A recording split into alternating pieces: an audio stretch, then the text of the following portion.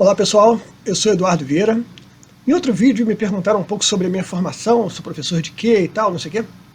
Então, eu vou acrescentar aqui nas descrições desse vídeo um apanhadinho do meu currículo, um rápido resumo do meu currículo, mas eu sou um professor de formação técnica, então a minha área é física, matemática, química, ciências, esse tipo de assunto. Eu passei boa parte da minha vida estudando outros assuntos e tentando formar um conhecimento mais abrangente. Hoje eu vou falar para vocês sobre a tremenda guerra que nós estamos travando. Esse confinamento forçado causado pela peste chinesa é apenas o seu desdobramento mais recente. É uma das guerras mais sujas da nossa história, onde nós vemos até jornalistas ocultando tratamentos eficazes contra a doença, como é o caso do pacote da hidroxicloroquina com antibiótico e zinco, que realmente funciona, né? Realmente causa melhora. A gente vê então jornalistas ocultando a existência do tratamento e a eficácia do tratamento apenas para as suas agendas mais específicas. Então, pessoal, quem é o inimigo de fato nessa guerra, né? O inimigo é o pensamento revolucionário, com seus mais variados agentes e nomenclaturas, como comunismo, socialismo, progressismo, feminismo, movimento LGBT, ideologia de gênero, cotas raciais e por aí vai. São inúmeros nomes, né? Esse monstro se transmuta o tempo todo à medida que determinadas ações vão sendo reveladas na sua maldade, ele se muda e continua agindo da mesma forma com outros nomes e tudo mais, e vendem isso pra gente através da dominação da mídia. E a China é um dos grandes agentes desse pensamento revolucionário, através do PCC, do Partido Comunista Chinês, que hoje é liderado pelo Xi Jinping.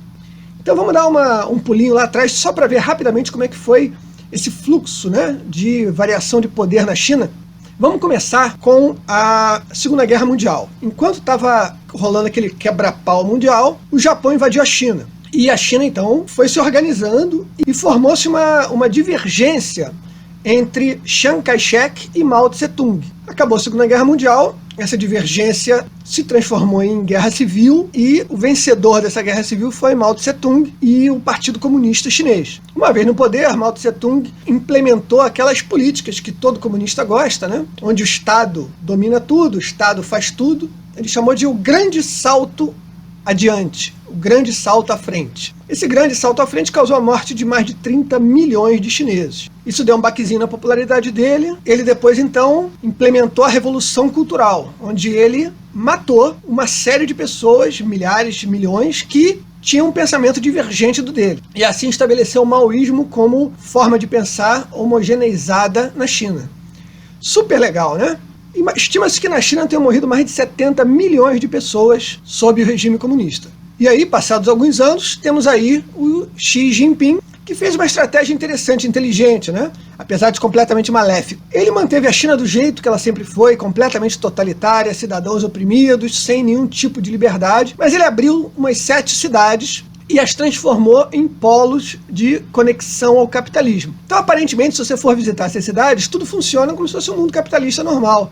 Tem empresas, prédios enormes, transportes, obras bonitas e tudo mais.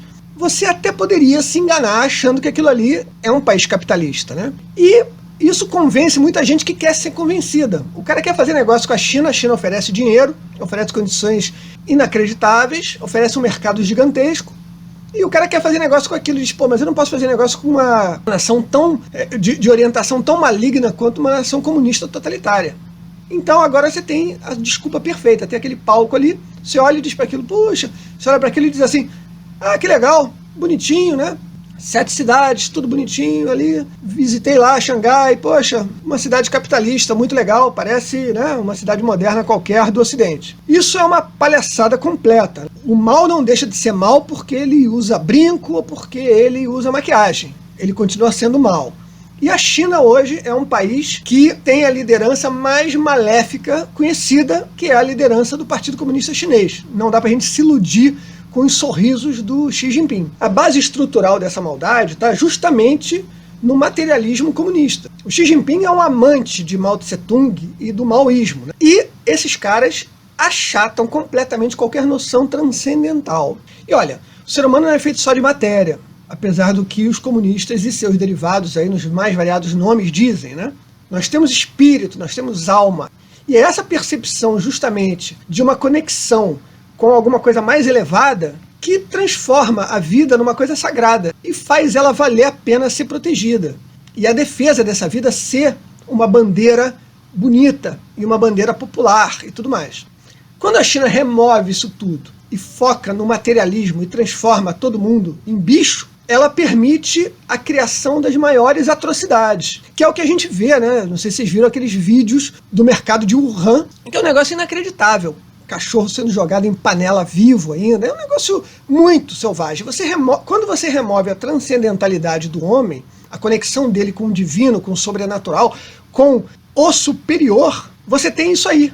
Isso aí é o homem animal, é o homem amoral. E na China você tem exatamente isso como estrutura filosófica fundamental hoje. Eu tremo de pensar no que acontece dentro dos laboratórios científicos na China, nas pesquisas genéticas. Imagina você ter um país sem nenhum tipo de freio moral, de limite filosófico, tá, para as ações que eles tomam. É uma espécie de Joseph Mengele, aquele médico nazista extremamente cruel, multiplicado por 10 com verbas infinitas e segredo total. Então na China qualquer um pode desaparecer e não tem problema nenhum para o Estado. Então podem sumir com velhinhos, podem sumir com crianças, podem sumir com mulheres, podem sumir com quem eles quiserem.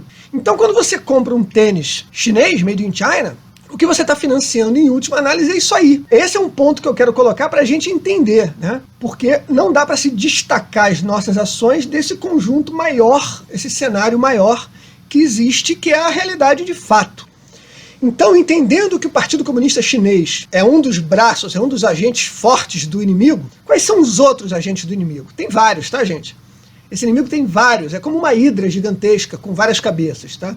Outro agente do inimigo é a Rússia lá do Putin. É um agente que, inclusive, participou dessa campanha, né, de desinformação dessa pandemia que a gente está enfrentando hoje, de braços dados com a China. Então, às vezes, eles concorrem, às vezes eles se combatem, às vezes eles se aliam. Outro agente fundamental desse mal maior, que é o pensamento revolucionário e seu ataque às fundações da nossa civilização, é o globalismo. Quem escreve muito sobre isso, né, sobre toda essa questão, na verdade, que eu estou falando aqui, é o professor Olavo de Carvalho.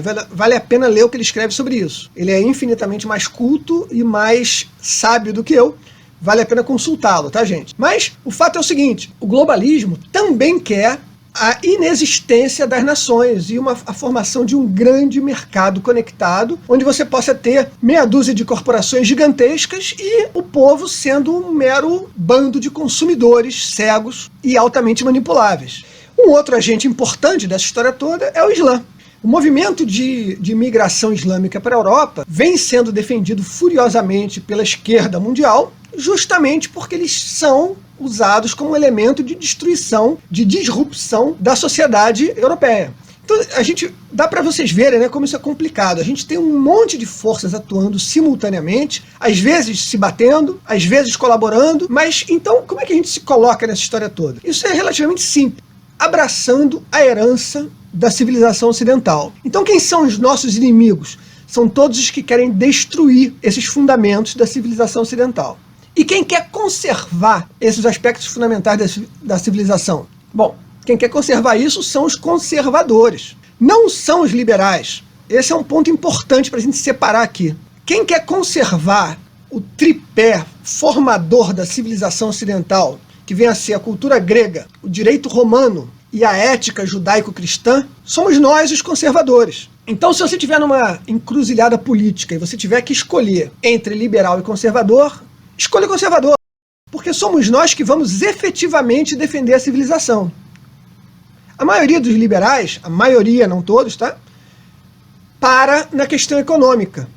Quando você para na questão econômica, você não combate a China, por exemplo. Você não combate a presença chinesa dominando a infraestrutura, comprando empresas de infraestrutura no Brasil. Porque entra dinheiro. Se entrou dinheiro, está tudo bem. Mas não está tudo bem. Pelo contrário, está tudo mal.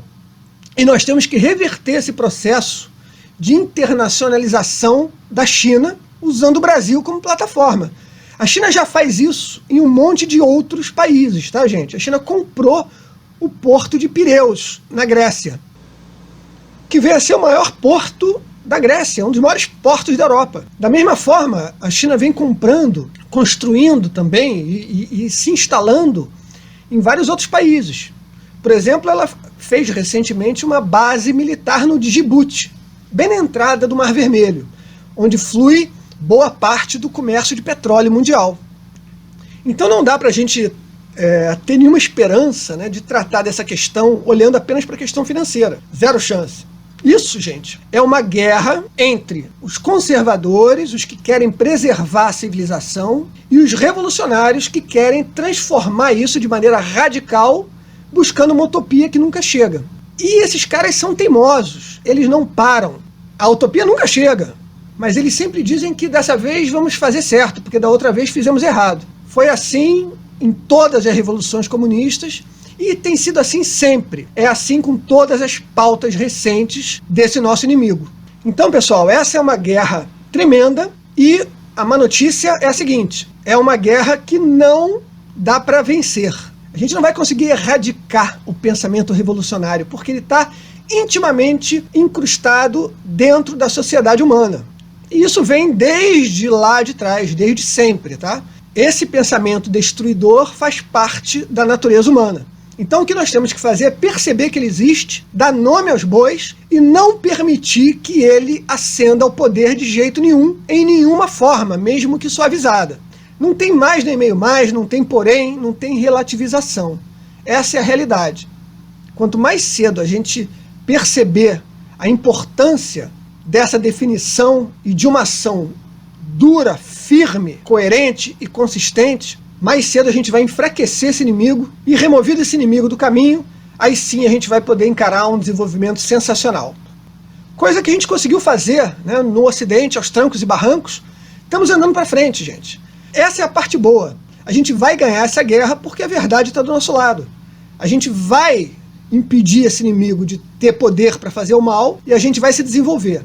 É só uma questão de persistência, coerência e disposição. E claro, fé em Deus, porque Ele pode tudo e com Ele é só vitória. Muito obrigado por assistir esse vídeo.